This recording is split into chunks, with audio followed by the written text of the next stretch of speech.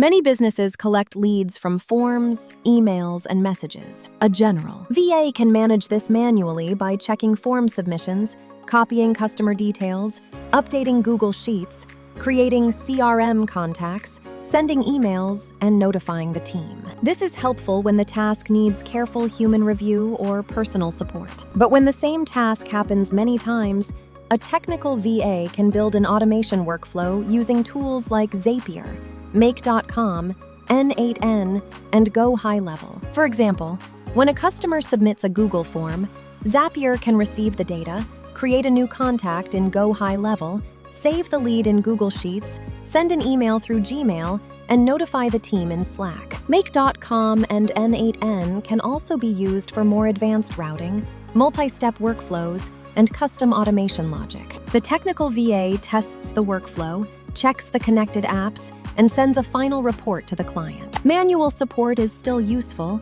but automation can help reduce repetitive work and keep business systems updated.